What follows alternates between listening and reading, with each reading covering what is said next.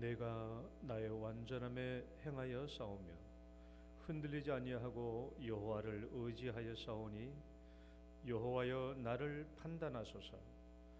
여호와여 나를 살피시고 시험하사 내 뜻과 내 양심을 단련하소서. 내가 주의 진리 중에 행하여 허망한 사람과 같이 앉지 아니하여 싸우니 간사한 자와 동행하지도 아니하리이다. 아멘. 사랑과 은혜가 많으신 하나님 아버지, 오늘도 거룩한 주일을 허락해 주시고 오늘도 저희들을 불러주셔서 하나님의 예배자로 축복해 주심을 감사드립니다. 성삼위 하나님, 오늘도 이 자리에 충만하게 임재하시고 저희들을 만나 주시며 말씀하여 주시옵소서. 주의 이름을 의지하고 나와 싸우니 우리들의 심령을 위로하여 주시고 회복시켜 주시고 정결케 하여 주옵소서. 예수님 이름으로 기도드립니다. 아멘. 찬송가 1장입니다.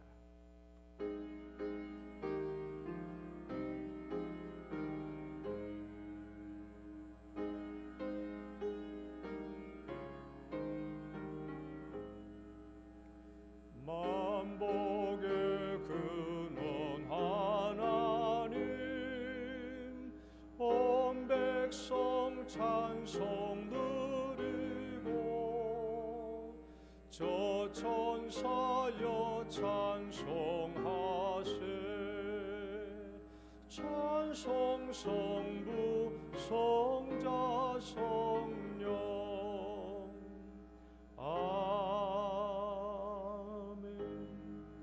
신앙 고백 드리겠습니다. 전능하사 천지를 만드신 하나님 아버지를 내가 믿사오며 그 외아들 우리 주 예수 그리스도를 믿사오니 이는 성령으로 잉태하사 동정녀 마리아에게 나시고 본디오 빌라도에게 고난을 받으사 십자가에 못 박혀 죽으시고 장사한 지 사흘 만에 죽은 자 가운데서 다시 살아나시며 하늘에 오르사 전능하신 하나님 우편에 앉아 계시다가 저리로서 산자와 죽은 자를 심판하러 오시리라. 성령을 믿사오며 거룩한 공회와 성도가 서로 교통하는 것과 죄를 사하여 주시는 것과 몸이 다시 사는 것과 영원히 사는 것을 믿사옵나이다. 아멘. 시편 8편의 말씀, 교동문 5번입니다. 여호와 우리 주여, 주의 이름이 온 땅에 어찌 그리 아름다운지요. 주의 대적으로 말미암아 어린 아이들과 젖먹이들의 입으로 권능을 세우시며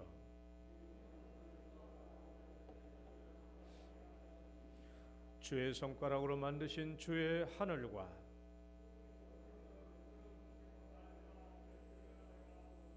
사람이 무엇이기에 주께서 그를 생각하시며 그를 하나님보다 조금 못하게 하시고 주의 손으로 만드신 것을 다스리게 하시고 만물을 그의 발 아래에 두셨으니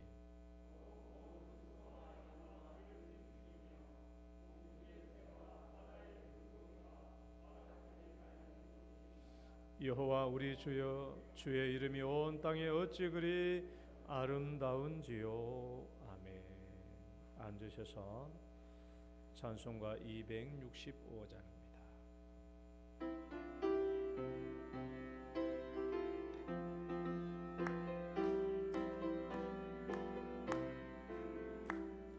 주 십자가를 지심으로 죄인을 구속하셨으니 그 피를 믿는 자는 주님의 진노 면하겠네. 내가 그 피를 유월절 그 양의 피를 볼 때에 내가 너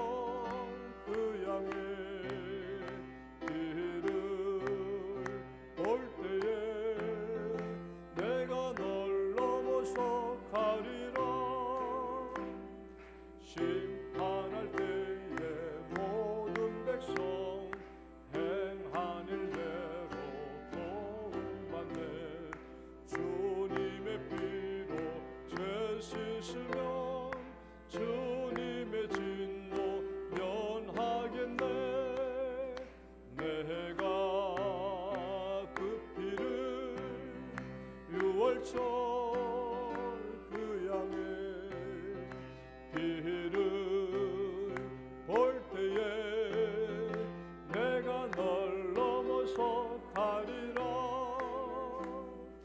구주의 사랑 크시는데 보혈의 능력 의지하세. 심판의 불이 내릴 때에 주님의 진노 면하겠네. 내가 그 피를 6월절 그 양의 피를 볼 때에 내가 널 넘어서 가리라. 아멘. 이혁동 장로님 기도 인도하시겠습니다.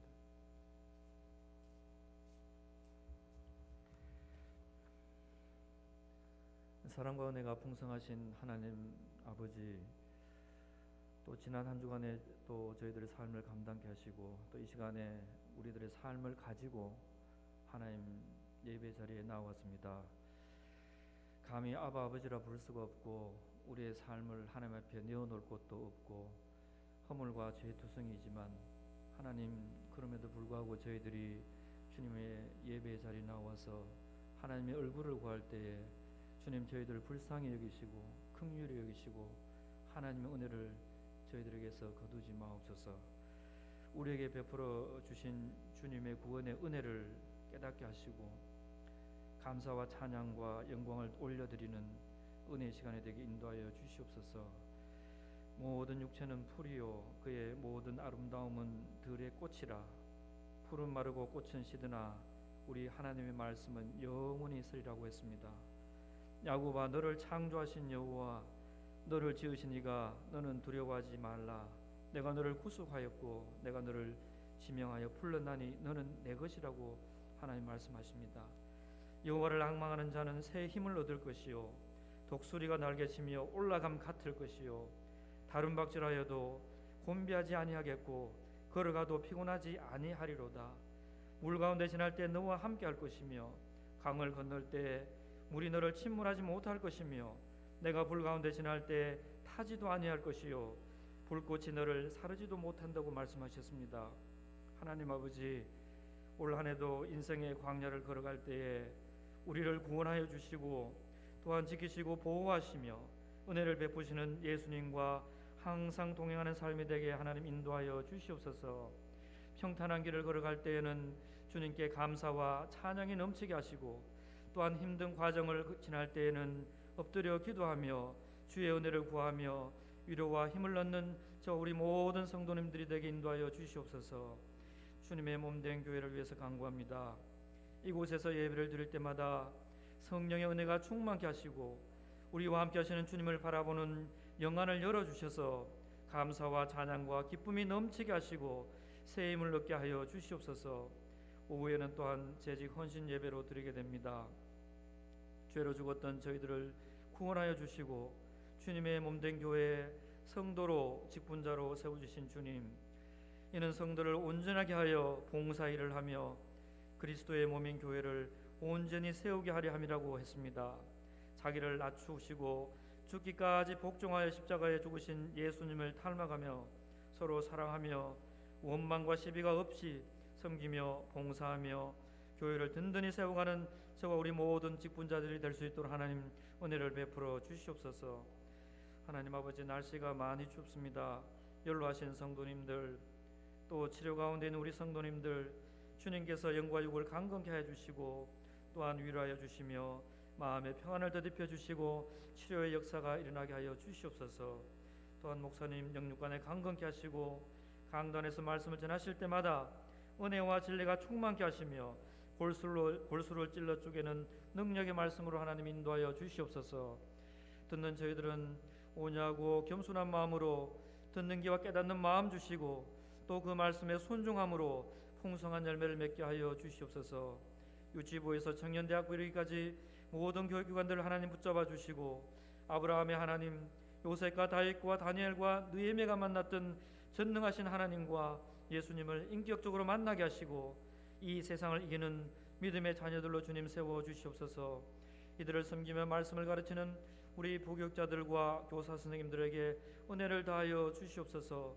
이 나라를 붙잡아 주시고 모든 위정자들이 나라를 세우고 폐하시며 다스리시는 하나님을 두려워하며 진리의 말씀을 거스르지 않고 정의와 공의로 나라를 이끌어갈 수 있도록 하나님 친히 간섭하여 주시옵소서. 이 모든 말씀 우리 주 예수님의 이름으로 기도드립니다.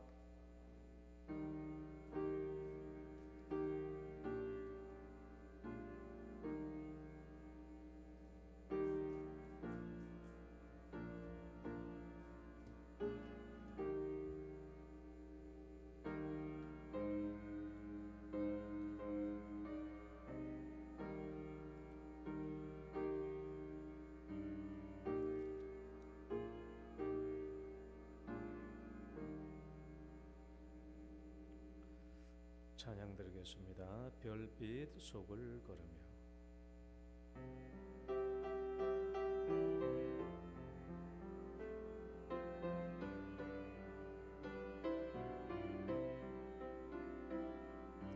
별빛 속을 걸으며 주의 은혜 헤어 보니 수많은 별보다 더욱 크신 은혜라. 저 별빛보다도 따뜻한 은혜, 저 달빛보다도 애달픈 그 사랑, 주님 내게 값없이 이 사랑 주셨으니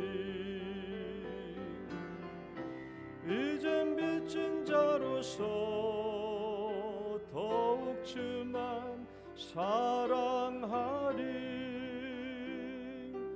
낙엽 위를 걸으며 주의 은혜 여보니 수많은 잎보다 더욱 많은 은혜라. 황금빛보다도 소중한 은혜, 노을빛보다도 포근한 그 사랑, 주님 내게 값없이 이 사랑 주셨으니 이젠 빚진 자로서 더욱 주만 사랑. 낙엽 위를 걸으며 낙엽 위를 걸으며 주의 은혜 여보니 수많은 잎보다 더욱 많은 은혜라. 황금빛보다도 소중한 은혜, 노을빛보다도 포근한 그 사랑, 주님 내게 값없이 이 사랑 주셨으니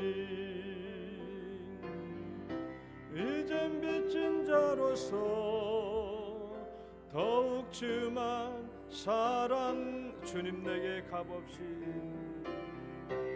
주님 내게 값없이 이 사랑 주셨으니 이젠 빚진 자로서 더욱 주만 사랑하리.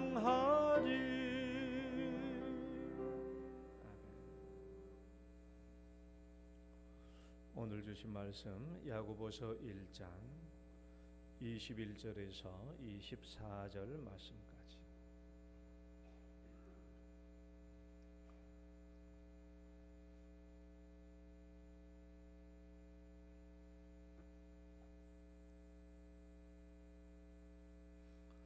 야고보서 1장 21절부터 24절까지 함께 봉독하겠습니다. 시작.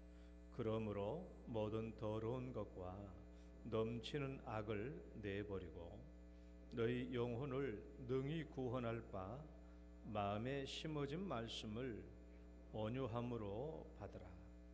너희는 말씀을 행하는 자가 되고 듣기만 하여 자신을 속이는 자가 되지 말라. 누구든지 말씀을 듣고 행하지 아니하면 그는 거울로 자기의 생긴 얼굴을 보는 사람과 같아서 제 자신을 보고 가서 그 모습이 어떠했는지를 곧 잊어버리거니와. 아멘. 기도하겠습니다. 하나님 아버지 감사합니다. 오늘도 주님께서 저희들을 불러주시고 또 하나님의 말씀을 주십니다. 이 말씀이 생명의 양식이 되게 하시고 오늘 또 하나님께서 나를 기억하사 주시는 하늘의 신령한 복이 될 수 있도록 인도하여 주옵소서. 말씀이 내 심령과 마음밭에 떨어지게 하시고 이 말씀이 열매를 맺을 수 있도록 축복하여 주옵소서.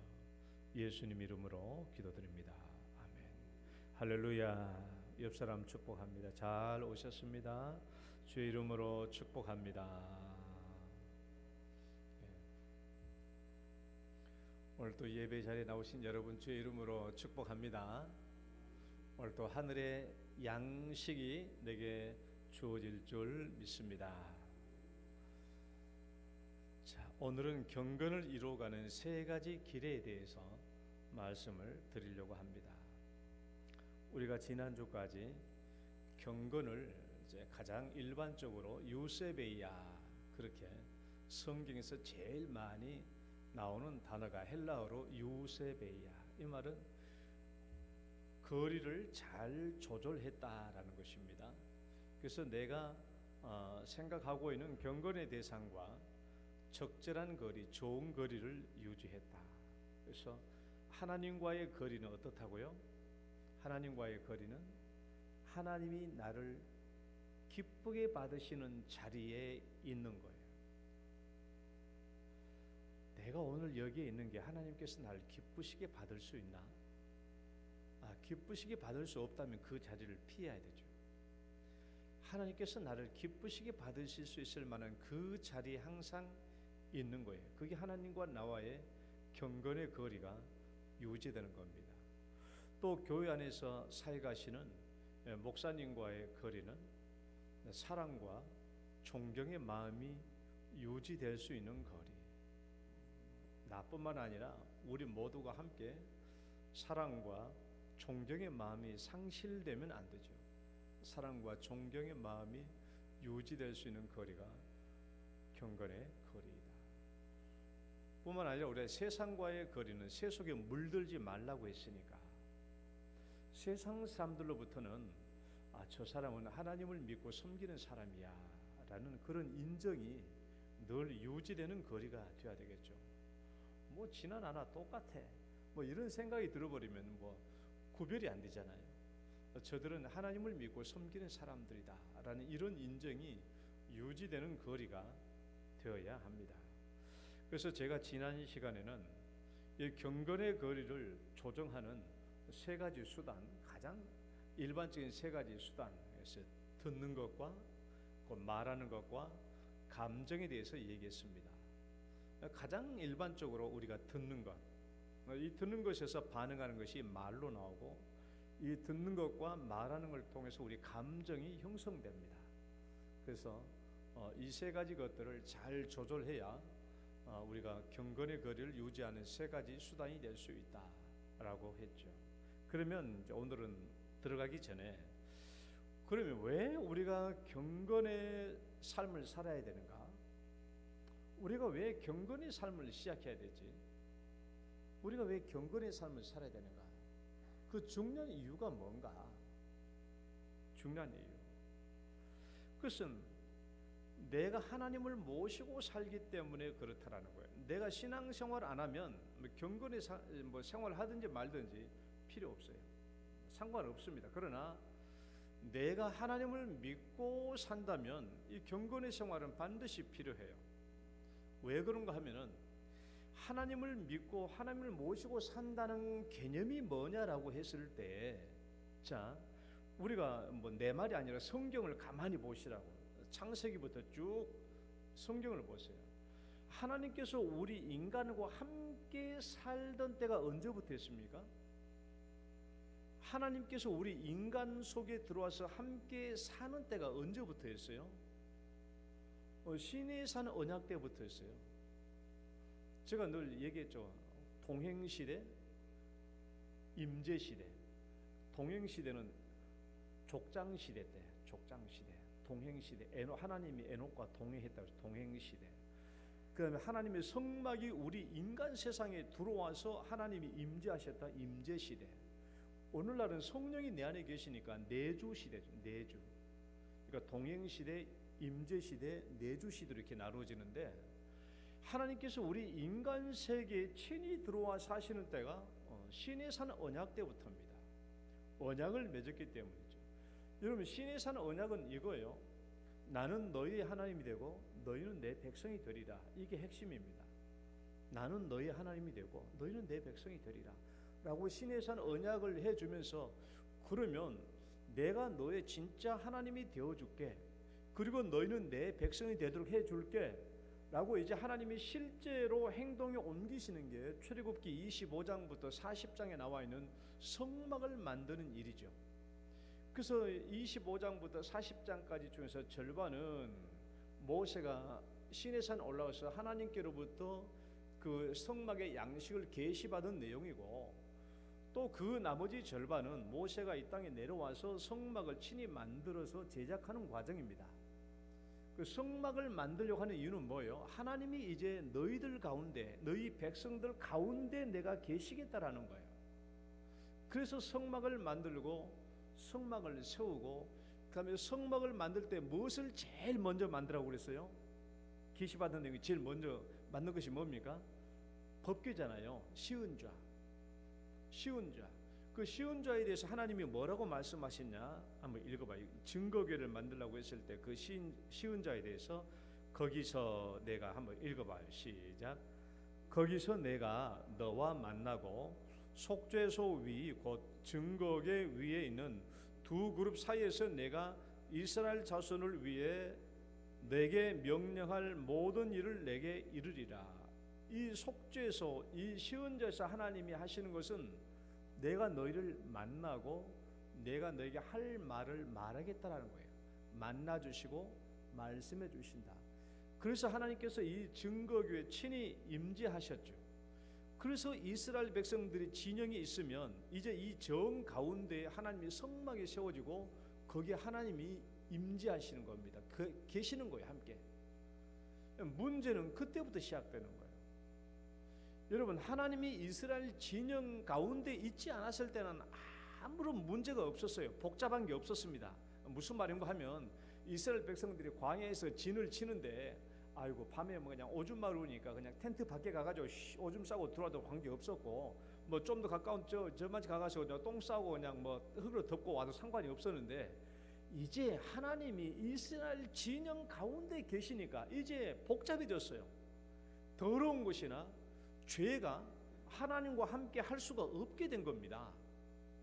이제는 밤에 오줌 마려워도 텐트 주변에서 쉬하고 들어갈 수가 없어요. 저 진영 밖에까지 가야 돼. 똥을 누고 싶으면 저 진영 밖에까지 가야 되는 거예요. 왜? 이 진영 가운데는 하나님이 계시니까 더러운 것들과 오물 이런 것들이 있어서는 안 된다는 것이죠.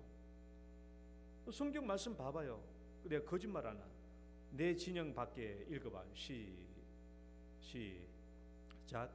내 진영 밖에 변소를 마련하고 거리로 나가되 내 기구에 작은 삽을 더하여 밖에 나가서 대변을 볼 때에 그것으로 땅을 팔 것이요 몸을 돌려 그 배설물을 덮을지니 이제는 대소변을 이 진영 가운데 아무데나 쉬할 수가 없다라는 거예요. 지금 하나님이 계시니까, 거룩하신 하나님이 계시니까 이 진영 밖으로 나가야 돼. 진영 밖으로 나가야 되는 거예요. 왜 이래야 된다고요? 성경 말씀 또 읽어봐요. 왜 이래야 되는가? 읽어봐요. 시작. 이는 내 하나님 여호와께서 내 진영 중에 행하심이라. 그러므로 내 진영을 거룩히 하라. 하나님이 그렇게 하는 거예요. 그러니까 복잡해진 거야. 하나님이 이스라엘 백성 진영 가운데 살지 않았을 때는 이스라엘 백성들이 마음대로 했어도 상관이 없어요. 그런데 하나님이 이스라엘 백성들과 함께 살게 되니까 문제가 발생한 거예요. 함부로 할 수 없는 거예요. 더러운 거, 지저분한 거 함부로 할 수 없어. 죄도 함부로 지을 수 없어요. 죄를 지으면 어떻게 된다고요? 죄를 지으면 죄를 속죄를 해야 돼요. 속죄를. 그러니까 하나님이 이스라엘 백성들 가운데 살면서 이스라엘 백성들이 죄를 지으면 안 되잖아요. 죄를 짓고 죄도 있고 하나님도 동시에 있을 수 없잖아요. 죄와 하나님이 동시에 있을 수 없잖아요. 그러니까 하나님께서 이스라엘 백성들을 죄 지으면 용서할 길을 마련해 주신 게 레위기 아닙니까? 속죄제에 관한 레위기예요. 그래서 레위기가 주어진 거예요. 그래서 하나님께서 이스라엘 백성들과 함께 사실 때부터는 모든 문제가 복잡해져요. 내 자신을 거룩하게, 정결하게, 깨끗하게 죄가 없어야 됩니다. 이게 경건이에요. 여러분, 오늘날 우리가 왜 경건 생활을 해야 되냐고요? 하나님 안 믿으면 할 필요 없어요. 그러나 내가 하나님을 영접하고 하나님이 내 안에 살게 된다면 우리는 경건 생활을 해야 되고, 이제는 함부로 할 수 없죠. 함부로 해서는 안 되는 거예요. 내 마음대로 살아서는 안 되는 거예요. 하나님이 내 안에 사시니까. 그래서 여러분, 우리는 하나님의 성전이라고 그랬잖아요. 성전. 너희는 너희가 하나님의 성전인 것과 하나님의 성령이 너희 안에 계시는 것을 알지 못하느냐. 누구든지 하나님의 성전을 더럽히면 하나님이 그 사람을 멸하시리라. 하나님의 성전이 거룩하니 너희도 그러할지니라 라고 말씀하신 거예요. 말씀 안 나왔네. 고린도전서 3장 16절 17절 말씀 없는가? 성전이니까. 하나님의 성전. 우리는 하나님의 성전. 여러분, 경건의 삶을 위한다면 성경 말씀이 암송해야 돼요. 고린도전서 3장 16절 17절 말씀, 또 고린도전서 6장 19절 20절 말씀. 우리는 하나님의 전이에요. 성전이라고. 너희 몸은 하나님께로부터 받은 바 너희 가운데 계신 성령의 전인 줄 알지 못하느냐? 너희는 너희 자신의 것이 아니라 값으로 산 것이 되었으니 그런즉 너희 몸으로 하나님께 영광을 돌리라. 우리는 하나님의 성전이고 성령의 전이다. 그러니까 깨끗해야 된다는 것이죠. 그러니까 우리는 경건 생활을 시작하지 않을 수 없고 경건 생활을 해야 되는 거예요.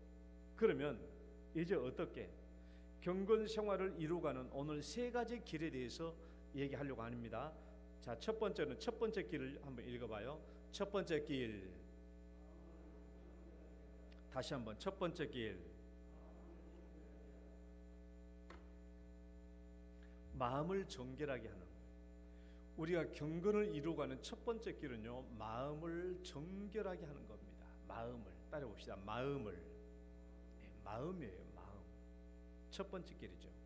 그 첫 번째는 더러운 것과 넘치는 악을 버리라. 더러운 것과 넘치는 악을 버리라. 경건을 이루어가기 위해서 첫 번째 우리가 해야 될 일이, 그러므로 모든 더러운 것과 넘치는 악을 내버리고 라고 얘기했어요. 모든 더러운 것과 넘치는 악을 내버리고 내 마음의 방을 깨끗하게 해야 됩니다.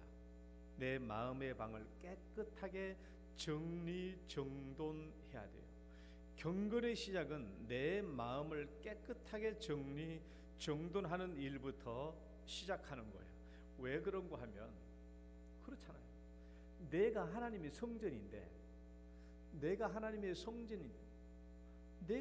성전인데 하나님도 내 안에 계시고 성령님도 내 안에 계시고 예수님도 내 안에 계시는데 아예 하나님도 계시고 악도 더러운 것도 같이 계실 수 없잖아요. 공존할 수 없어요. 그러니까 성경 전체를 봐도 그래요. 그러니까 하나님과 죄는 동시에 공존할 수가 없어요. 공존할 수가 없어. 그러니까 여러분 성경을 잘 읽어봐요. 에녹 시대를 보면은 에녹은 하나님께서 동행했잖아요. 에녹이 이 땅에서 생활할 때 하나님이 가까이 오셔서 동행을 했어요. 함께 같이 가줬다 그 말이에요. 삶 속에. 그러다 에녹이 죄를 지으면 하나님이 죄와 함께 같이 살 수 없잖아요. 그러면 하나님이 떠나가시는 거예요. 동행시대. 그러나 임재시대는 뭐예요? 하나님이 너희들과 함께 살겠다라는 거 아닙니까? 이스라엘 백성은 함께 살아주겠다라는 거예요. 네가 죄를 지어도 내가 떠나지 않겠다라는 거예요. 그러면 네가 죄를 지어도 하나님이 떠나지 않으려면 한 가지 해결 방식이 뭐예요? 너희들에게 죄를 속죄하는 길이 있어야 되잖아요. 그러니까 레위기 법을 주신 거예요. 너희 죄를 용서 주시겠다. 그래서 내가 떠나지 않겠다라는 거예요. 그런데 하나님께서 이제는 내가 하나님 육체의 성전이 되고 하나님이 내 안에 계시고 예수님이 내 안에 그리스도가 계신 것이라 이제 성령이 내 안에 계신 줄 알지 못하느냐. 성령이 전이 되었어요. 그러면 우리 안에도 똑같이 더러운 것과 더러운 죄와 악이 함께 공존할 수가 없잖아요. 공존할 수가 없어. 한 가지는 버려야 되잖아요. 버려야 되는 거예요. 그러니까 내가 하나님이 내 안에 계신다면 정말 내가 하나님의 성전이 내 육체가 하나님의 성전이 되었다면 내 마음을 항상 정결하게 하고 깨끗하게 하는 일이 필요해요. 그래서 모든 더러운 것과 넘치는 악을 내버리라. 따라해봐요. 모든 더러운 것과 넘치는 악. 강조되어 있잖아요. 모든 더러운 것이요. 모든. 크고 크든 작든 모든 더러운 악. 그다음에 넘치는 악인데 넘치는 악이 큰 악이라는 말이 아니고 공동 번역을 보면 온갖 종류의 악이라고 나와 있어요. 온갖 종류의 악을 악이라고 생각되는 것은 다 버리라. 일단 버려. 내 마음에 있는 것은 일단 버려야 돼요. 이제 버리되 중요한 것은 크든 작든 다 버려야 된다는 거예요. 온갖 종류의 악을 큰 것이든 작은 것이든 다 버려야 돼. 왜 그런가? 크든 작든 왜 다 버려야 되는가? 자, 두 가지 이유 때문에 그런데 첫 번째 이유 읽어봐요. 첫째는 하나님은 아무리 작은 악이나 아무리 작은 더러운 것일지라도 함께 거할 수가 없기 때문에 하나님은 큰 악은 하나님이 난 큰 악과 함께 공존할 수 없어. 조그만 악은 하나님도 공존할 수 있어. 그게 아니에요. 하나님은 큰 악이든지 적은 악이든지 간에 그거 상관하지 않고 하나님은 악과 더러운 것과 공존할 수가 없기 때문에 우리 안에 작은 악이라도 내버려야 되는 거예요. 그러니까 하나님과 우리는 굉장히 차이가 커요. 우리는 생각은 어떠냐? 이거 이렇게 조그만 악, 이거 이 정도는 괜찮을 거야 라고 생각하고 넘어갈 때가 많죠. 많았어요? 안 많았어요? 대답하지 마요. 나는 많았어요. 이까진가 하고 넘어갈 때가 많았어요. 저도 이 성경을 다시 설교하려고 하면서 내 자신을 돌아보니까 그런 게 많더라 그 말이에요. 그래서는 안 된다는 것이죠. 하나님은 작은 악이나 큰 악이나 다 함께 공존할 수 있는 분이 아니에요. 그러니까 작은 악이라고 할지라도 벗어내야 돼. 그러니까 성경 말씀에 데살로니가 전서 5장 22절 읽어봐요. 악은 시작. 악은 어떤 모양이라도 버리라.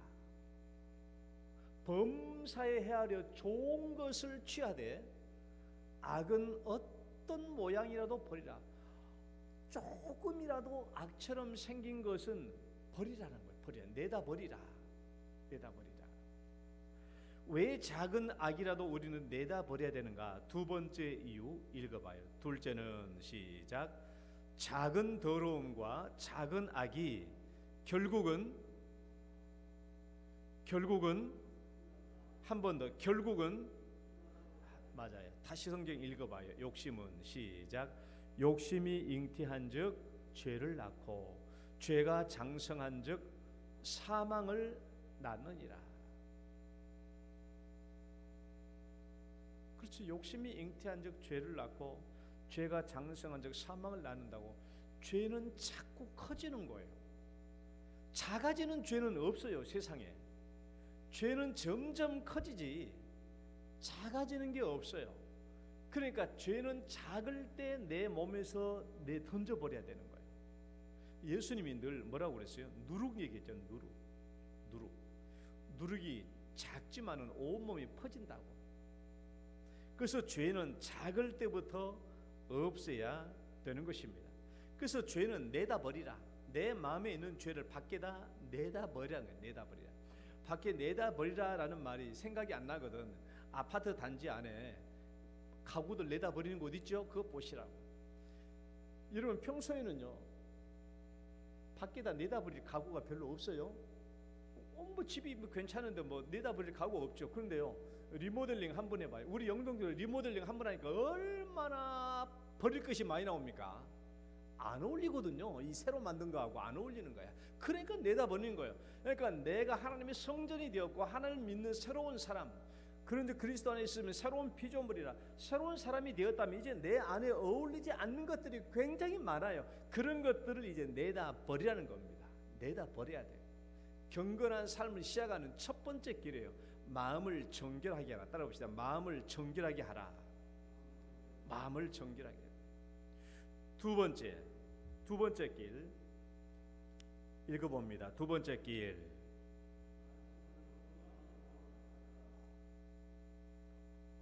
다시 한번 말씀을 한 번 더 말씀을 우리는 이제 말씀으로 예수 믿고 말씀을 믿고 예수를 믿었기 때문에 우리가 구원에 대한 말씀은 다 알아요. 말씀 아는데 구원을 받은 이후에도 지속적으로 하나님의 말씀을 내가 받아들여야 하는 이유가 있어요. 주 예수를 믿으라 그러면 너와 내 집이 구원을 받으리라.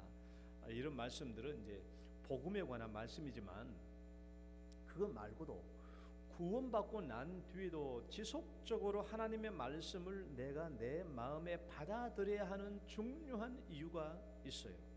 중요한 이유들. 왜 그런가? 첫 번째 읽어봐요. 첫째는 시작. 말씀이 나를 거룩하게 하고 정결하게 하기 때문에 그래요. 구원에 관한 말씀이 아니고 구원은 이미 받았지만은 구원받은 이후에도 하나님의 말씀을 내가 계속 내 마음속에 받아들여야 하는 이유가 뭐냐? 말씀이 나를 거룩하게 하고 정결하게 하거든요. 성경 말씀 시편 말씀 읽어봐요. 청년이 시작.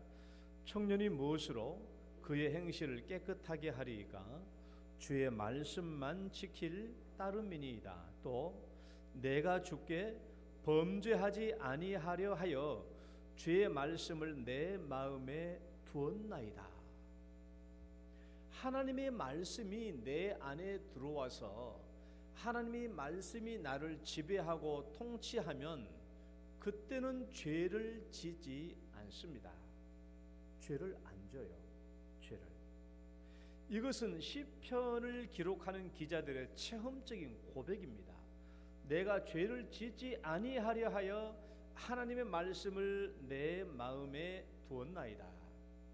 이건 해본 말이 아니고 시편을 기록한 이 기록자들의 고백과 체험이라고.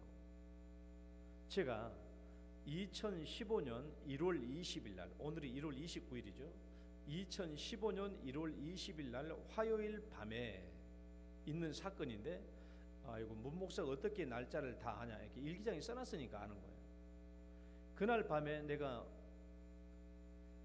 1월 20일 날 화요일 밤에 내가 교회에서 집으로 이제 가는 길이었나 봐요. 내가 이제 일기장에 보니까 건너가는 길인데 우리 경대 정문 보면 전멸등이 있잖아요. 그걸 내가 가로질러 가야 되잖아요. 항상 그 길이 쉬운 길이 아니에요. 좌우 살피고 가야 되니까. 그래서 내가 이 차를 끌고 이 전멸등이 있는 이 큰 거리를 가로질러 저쪽으로 가야 되니까 이제 이쪽에서 올라오는 차가 없으니까 내가 절반까지는 가는데 저쪽 오는 차가 오는 나를 보고 좀 양보할 줄 알고 여기까지 갔는데 이 차가 양보 안 하려고 지나가니까 그 뒤에다 저 줄줄이 쭉 가는 거야.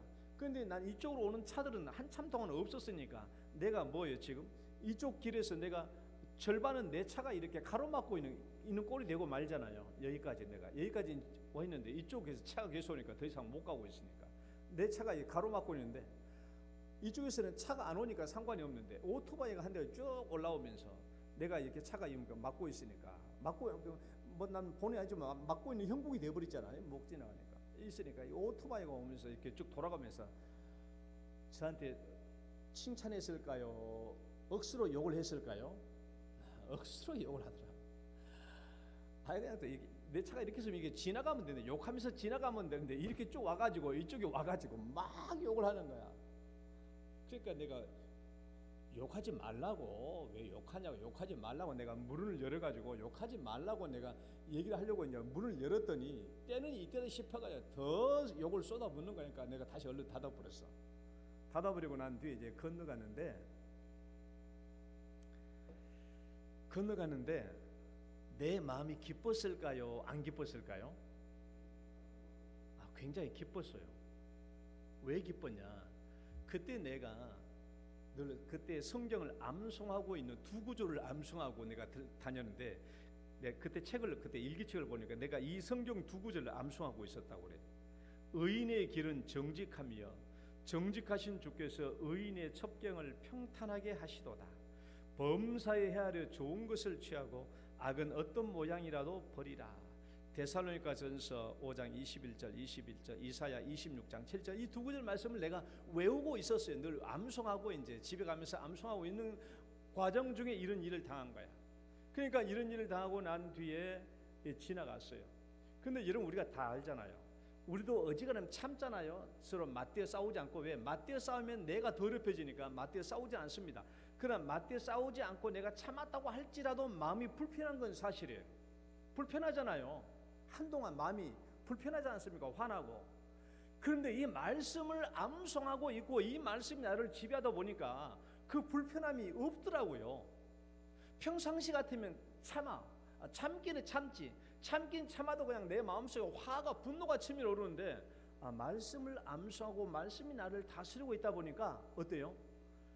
그런 일을 경험하고 참았지만은 마음이 불편하지가 않더라고요. 기쁘더라고. 이 말씀이 나를 지배하니까.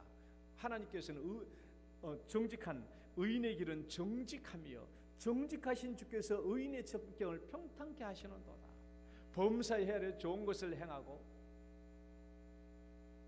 악은 모양이라도 버리라 하니 이 말씀이 암송하고 나를 지배하고 있으니까 그런 일을 당해도 마음이 불편하지가 않은 거예요. 그렇구나. 그래서 참 이게 중요하구나. 말씀이 나를 지배하는 것이 중요하구나. 그래. 두 번째는요, 우리가 구원받은 이유도 말씀을 계속 내가 말씀으로 내 안에 집어넣어야 되는 두 번째 이유. 둘째, 읽어봐요. 말씀이 시작. 말씀이 나의 길을 인도해 주시기 때문에 그래요. 말씀이 나의 길, 나의 삶을 인도해 주시고 나를 축복된 삶으로 인도합니다. 자, 여러분 제가 질문할게. 대답해봐. 여러분, 내가 내 삶이 축복되고 형통한 때에 경건한 삶을 살기가 편해요? 아니면 막 일도 꼬이고 모든 이런저런 일이 안 될 때 경건한 삶을 살기가 좋아요? 두말하면 잔소리죠. 내가 형통하고 축복된 삶이 될 때 경건한 신앙생활은 재밌는 거예요. 하는 일마다 안 꼬이고 이 일 꼬이고 저 일 꼬이고 하면요 마음도 그냥 화가 나고 뭐 할 생각도 안 나요. 그래, 하나님의 말씀은 우리에게 어떤 기능을 주시냐? 말씀 읽어봐요. 하나님의 말씀. 주의 말씀은 시작. 주의 말씀은 내 발에 내 길에 내 발에 등은 내 길에 비치라. 여러분 우리 시골 사람들 잘 알죠? 우리 어렸을 때 시골 어떻게 했습니까? 등불을 켜두고 밤에 들고 다녔죠.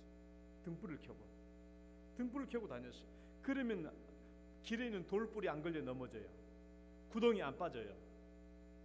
저는 시골에 살았기 때문에 칠흑같이 어두운 밤에 길을 가다가 우리 마을 가운데 있는 또랑에 빠져가지고 뼈가 보일 정도로 살점이 떨어나갈 정도로 이 옆에 다친 적이 있는데 칠흑같이 어두운 그 비오는 밤에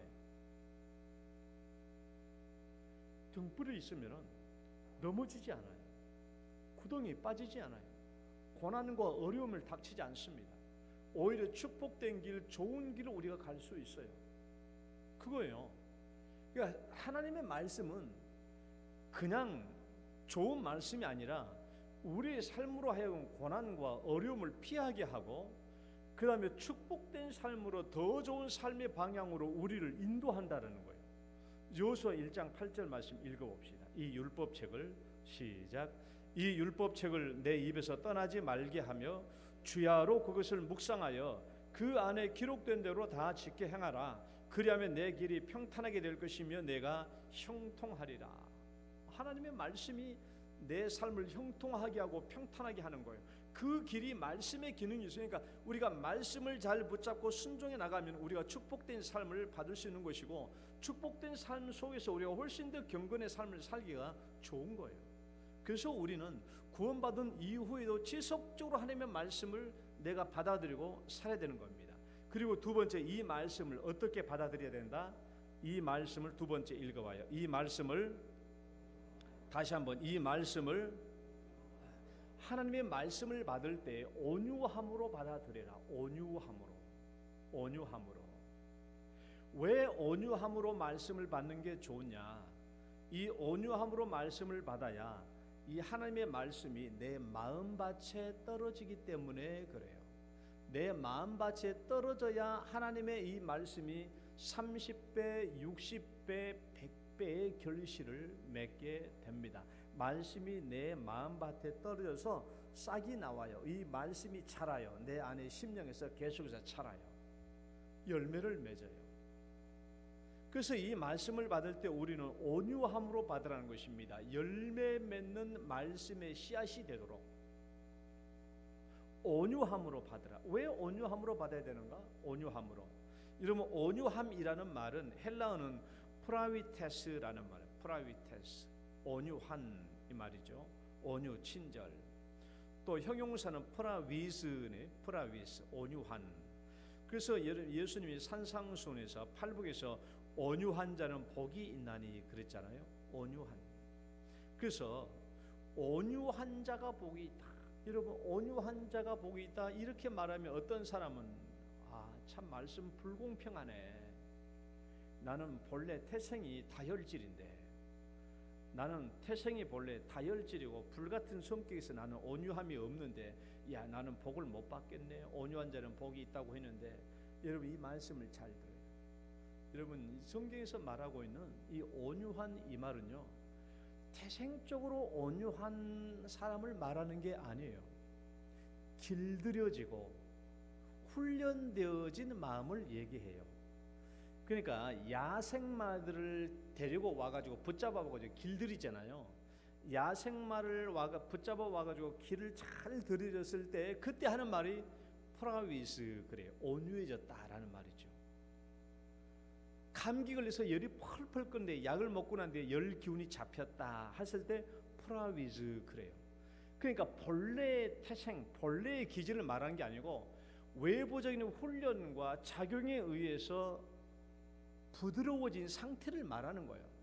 그러니까 여러분, 하나님의 말씀을 받을 때 내 생각대로 내 기질대로 말씀을 받으라는 것이 아닙니다.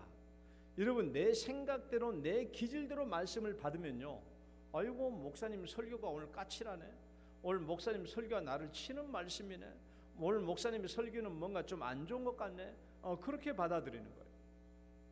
내 기질대로 내 생각대로 받아들이면, 성경 그렇게 받아들이지 말고 온유함으로 말씀을 받으라. 온유함으로. 따라해 봅시다. 온유함으로. 여러분 온유함으로 말씀을 받으시기를 축원합니다. 나는 이 말씀으로 누구를 공격하고 누구를 때려잡기 위해서 칼을 휘두른 게 아니에요. 그런 말씀이 아니에요. 이 성경 설교는 제일 먼저 이 말씀을 준비할 때는 설교자는 자기 자신에게 먼저 적용해요. 이 말씀을. 그리고 난 뒤에 언제가 내가 설교가 어떻게 이루어지는가 여러분들이 좀 알아야 되는데, 설교는 이렇게 되는 거예요. 제일 먼저 묵상을 해요. 설교 말씀을 묵상을 해요. 설교를 작성하기 전까지 묵상해. 이 말 묵상을 해요. 많이 묵상하고 난 뒤에 이제 성경 말씀을 보고 연구를 시작해요. 연구를 막 시작해요.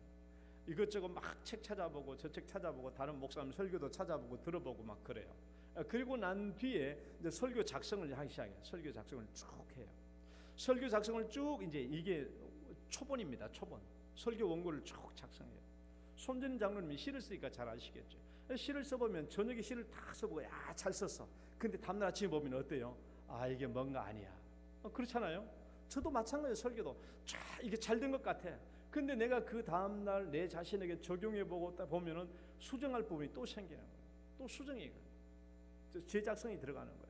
그리고 난 뒤에 이제 이 설교를 하기 위해서 토요일 날은 익혀야 돼. 설교를 원고를 작성한다고 다 되는 게 아니잖아. 이 설교를 내가 막 읽고 내 마음에 묵상하고 내 안에 다 익혀야 돼.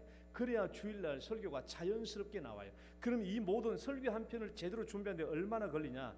내 생각에 한 이틀 정도는 꼬박 걸려요. 시간이 이틀 정도는 꼬박 걸려요.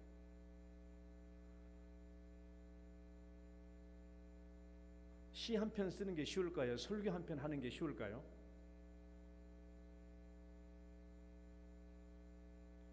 둘 다 어려운 일이에요. 저도 명색이 시를 써보는 사람이니까 압니다.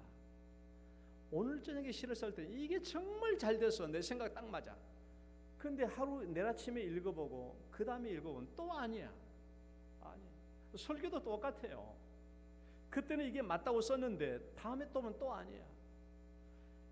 여러분, 말씀은요 내 생각과 내 감정으로 되는 게 아니에요.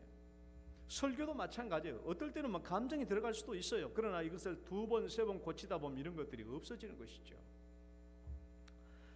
그 성경 말씀을 받을 때는 아하, 이렇기 때문에 하나님이 나에게 이 말씀을 주셨구나 하고 우리가 생각해야 된다. 그래야 그 말씀이 내 마음밭에 떨어지고 열매를 맺는 거예요. 자, 마지막 3번째 길 봅시다.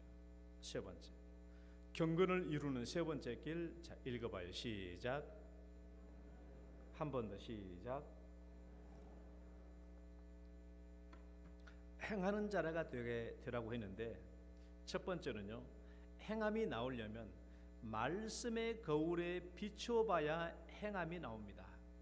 여러분, 성경 말씀을 보고 설교 말씀을 듣는다고 해서 다 행함이 나오는 게 아닙니다. 말씀 읽어봐요. 너희는 시작. 너희는 말씀을 행하는 자가 되고 듣기만 하여 자신을 속이는 자가 되지 말라. 말씀을 들어요. 듣습니다. 성경을 읽습니다. 읽어도 행함이 나오지 않는다면 이것은 자신을 속이는 자와 같다라는 거예요. 내 자신을 속이는 자와 같다. 왜 속이는 이런 일들이 나타나는가? 왜 속이는 이런 일이 나타나죠? 이 성경에서 이렇게 말하고 있잖아요. 거울로 자기가 생긴 얼굴을 본 사람과 같다라는 거예요. 이런 사람은 거울로 자기의 얼굴을 본 사람과 같아서 거울로. 그러니까 여러분, 성경을 읽다 보면은 오늘날 우리의 생각과 맞지 않는 게 많아요. 이 거울에 보면 거울이 얼마나 잘 보이는데. 그런데 지금 이 성경이 기록된 시대의 거울은 오늘날 우리가 보는 그런 거울이 아니라 청동구리를 반질반질하게 닦아가지고 거기다 비춰보는 것입니다. 그러니까 그 청동구리로 아무리 깨끗하게 닦아서 본다고 할지라도 내 얼굴에 뭐가 묻고 있는 거 이런 것들이 자세히 보일 리가 없죠. 또 보인다고 할지라도 자세히 보인 게 아니니까 금방 잊어버려요. 우리가 오늘날 보는 이 거울은 진짜 우리 이 뒤에 거울 유리 뒤에 수온을 붙여가지고 보는 유리는 1500년대 넘어서야 개발된 거울입니다. 그러니까 옛날에는 안 보여요. 그러니까 우리가 성경 고린도전서 13장 12절 말씀 읽어볼까요? 이 말씀도 봐봐요. 우리가 지금은 시작. 우리가 지금은 거울로 보는 것 같이 희미하나, 그렇죠? 지금은 우리가 거울로 보는 것 같이, 이 시대의 거울은 뭐라고요? 희미한 거울이에요. 오늘날 우리 거울이 아니라고.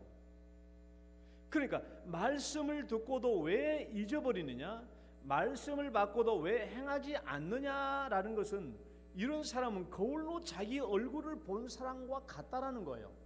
쉽게 말하면 뭡니까? 청동굴이 거울로 보기는 봤지만은 희미하게 보여서 여기에 뭐 점 같은 오물이 묻었는데 그게 명확하게 보이지 않아. 그러니까 금방 잊어버리는 거예요. 그러나 우리는 어떻게 보라고요? 말씀의 거울에 비춰보라. 따라 봅시다. 말씀의 거울에 비춰보라는 거예요. 성경 말씀의 나를 비춰보라는 겁니다. 여러분, 친구라는 거울에 내 자신을 비춰보면, 아유, 난 저 친구보다는 낫지. 내 흠이 발견이 안 돼요. 아유, 내 친구, 저 친구라는 거울에 내 자신을 비춰보면은, 아유, 난 이 친구보다 나아. 내 흠이 발견되지 않아요. 아유, 또 뭐 다른 성도 비춰보면, 아유, 저 성도에 비하면 나는 괜찮지. 사람이라는 이런 거울에 비춰보면 우리는 괜찮아 보여요. 내 흠이 명백하게 드러나 보이지 않습니다. 그러나 말씀의 거울을 자세하게 비춰보면은 내 흠이 많이 나타나요. 그러니까 여러분 이제 기도하라고 그러면은, 아유, 목사님 저는 기도하기가 힘들어요. 어떻게 기도해야 돼요? 여러분, 기도하기가 힘들면요, 제가 성경 말씀을 암송을 해요. 그러니까 성경 말씀을 보고 그 성경 말씀대로 성경 말씀을 가지고 계속 기도해 봐요. 그럼 그 성경 말씀이 나를 비추게 돼.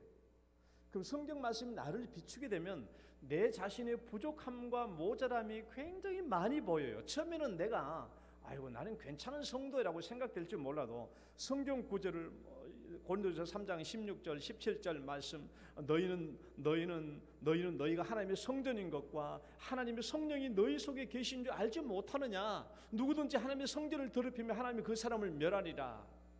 하나님의 성전은 거룩한 즉 너희도 그러하니라. 이 말씀은 그냥 성경 놓고 펴고 계속 이 말씀을 읽다 보면은 내 자신이 얼마나 부족한가라는 것을 알게 돼요.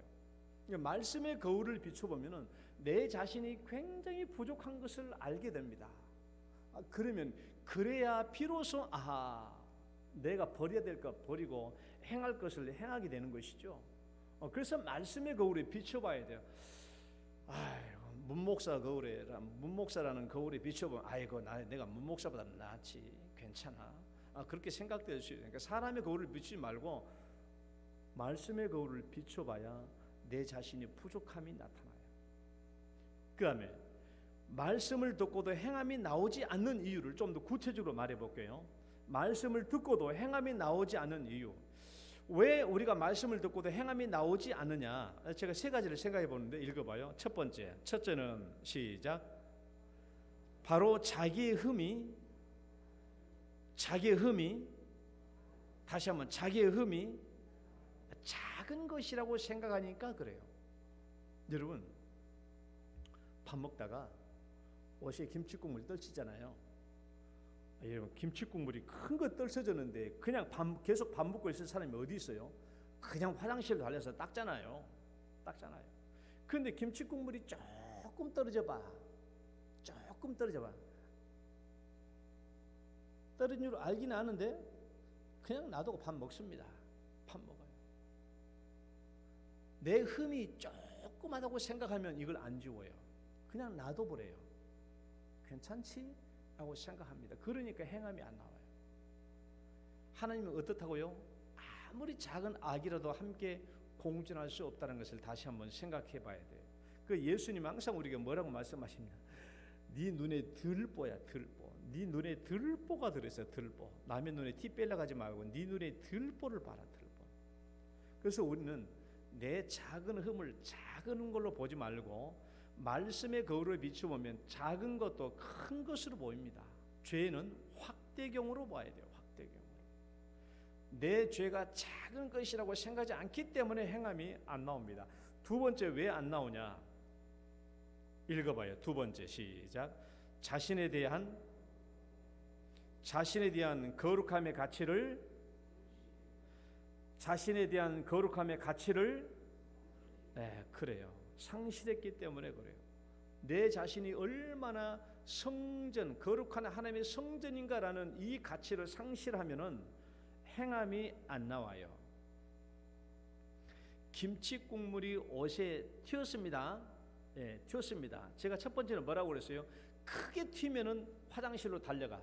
조그맣게 튀면 안 달려간다고 그랬어요. 그런데 김치 국물이 조그만 것만 튀어도 화장실로 달려가는 경우가 있어요. 언제 달려가요? 언제 달려가요? 이 옷이 어떤 옷일 때? 비싸고 좋은 옷일 때는 조그만 것만 묻어도 달려갑니다. 제가 어제 토요일 날 집에 들어가니까 우리 세희 어딨노? 없대. 세희 어딨노? 친구 만나러가고 없대. 이놈 가시나 들어오기만 들어와봐라 해가지고 내가 이제 기다리고 있는데 내가 이제 씻고 나오니까 걔가 밖에 나와가지고 식탁 테이블에 앉아가지고 막 이 김치국물 막 지고 있더라고. 내가 설교 연구를 다 있는 것처럼 똑같이 막 지고 있더라고요. 그래서 내가 물어봤어요. 야, 그 되게 조그만데 그거 왜 지우고 있냐? 그러니까 그게 지운다 이렇게. 아니 왜 지우냐고. 그 조그만잖아. 그러니까 왜 지우냐고. 그러니까 이 옷 내가 좋아하니까, 이 옷을 내가 좋아하니까 지운다는 거야.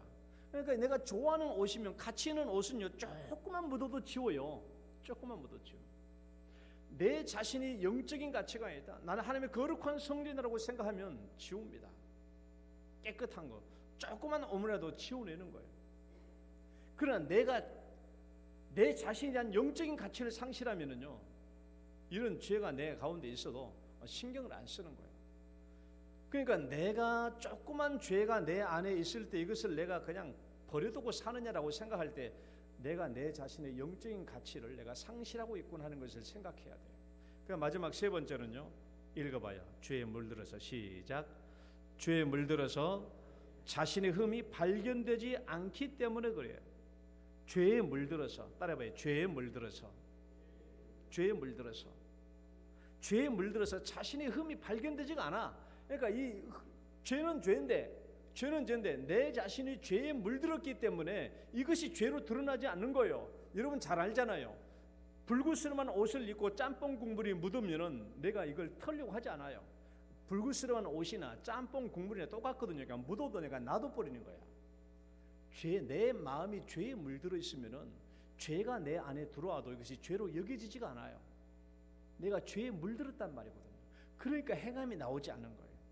그래서 우리는 조심해야 돼요. 하나님의 말씀을 듣고 행해야, 하나님의 말씀을 듣고 행해야 경건의 완성은 거기에 이루어지잖아요. 마음도 깨끗하고 하나님의 말씀을 온유함으로 받고, 그리고 마침내 내 행함으로 나타나야 경건이 완성되는데, 이 경건이 행함으로 나타나지 않는 이유들이 이런 것들이 있다는 거예요. 흠을 내가 작게 여긴다든지, 내 자신의 영적인 가치를 상실해 있다든지, 내가 죄에 물들어 있다든지, 이렇게 하면은 행함이 안 나오는 거예요. 이런 오늘 말씀, 경건을 이루어가는 세 가지 길. 먼저는 마음을 거룩하게 하고 정결케 하는 거예요. 그러면 하나님 말씀을 온유함으로 받으라는 거예요. 그리고 이 말씀대로 실천의 행함으로 옮기라는 것이죠. 그러면 우리는 경건한 삶을 살게 될 줄 믿습니다. 하나님 아버지, 우리의 경건의 삶은 완성이 없겠지요. 하나님, 그럴지라도 하나님, 우리가 인생을 마칠 때까지 계속해서 이 경건의 삶을 추구할 수 있도록 인도하여 주시고, 하나님 앞에서 거룩하고 정결하게 살아갈 수 있도록 인도하여 주시옵소서. 예수님 이름으로 기도드립니다. 아멘. 찬송가 452장입니다.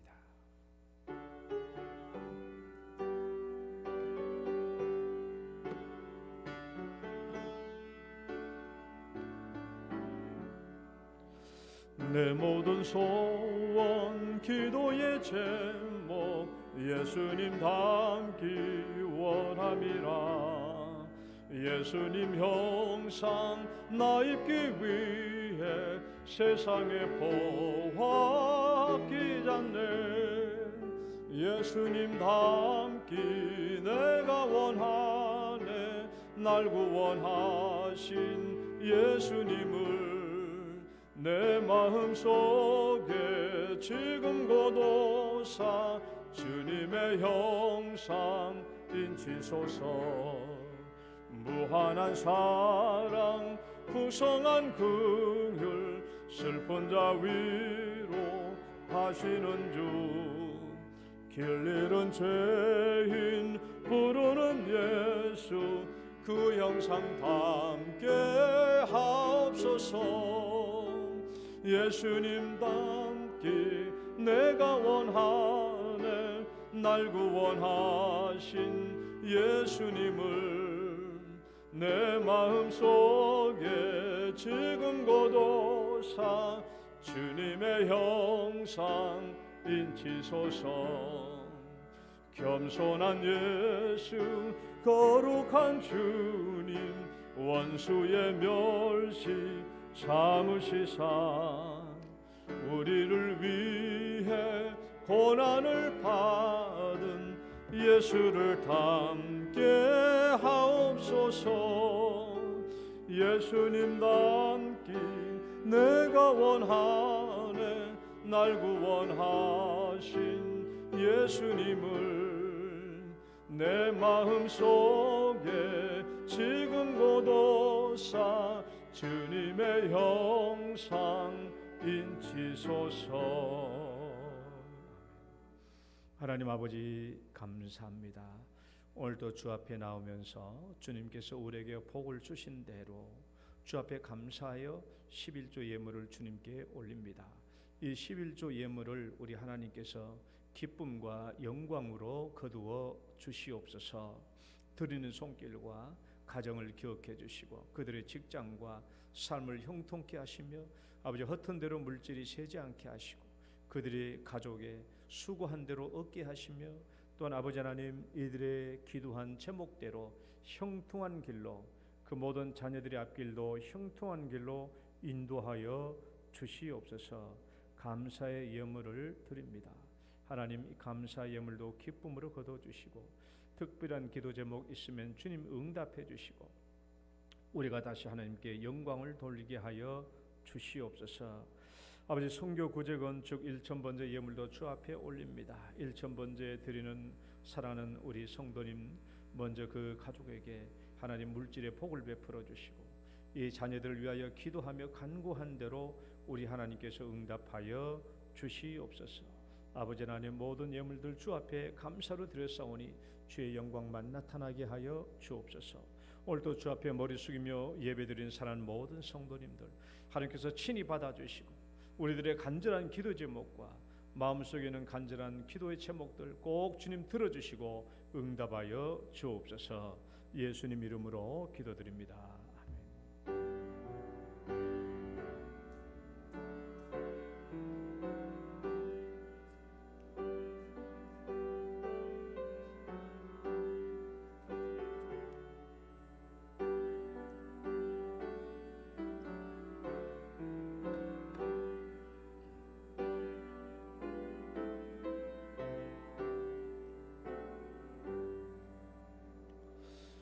오후 예배는 재직 헌신 예배로 있습니다. 헌신 소감은 각자 준비해 주시고 대청부 연합수련회 있습니다. 기도해 주시기 바랍니다. 이번 주 금요 기도회는 5째 주간으로 가정 기도회로 드립니다. 기부금 영수증 발급해 드립니다. 시간이 있을 때 여러분 교회 행복 10계명 우리 목회 스페셜 안에 있으니까 꼭 읽어 주시기를 바랍니다. 축복송 찬양 들으시고 축도로 예배 마치겠습니다. 당신은 소중한 사람.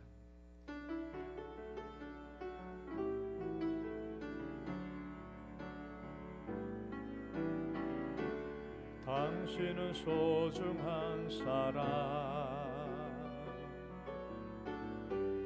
당신은 존귀한 사람.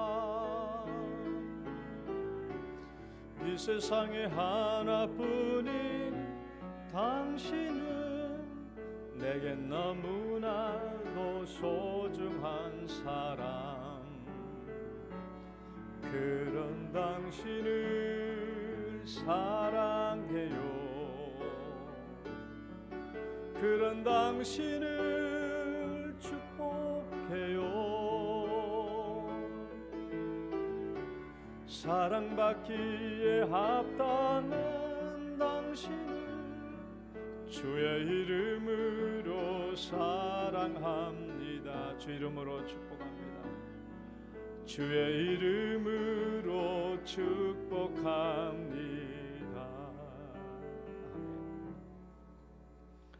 이제는 우리를 죄악 가운데서 구원해 주신 우리 구주 예수 그리스도의 은혜와 하나님 아버지의 극진하신 사랑과 성령님의 교통하심이 우리 마음을 거룩하고 정결케 하여 내 속에는 악한 것과 더러운 것을 다 내어버리고 하나님의 말씀으로 채우되 온유함으로 채우며 말씀대로 순종하여 경건한 삶을 살기로 소원하는 모든 성도들을 위해 이제로부터 영원토록 함께 있을지어다.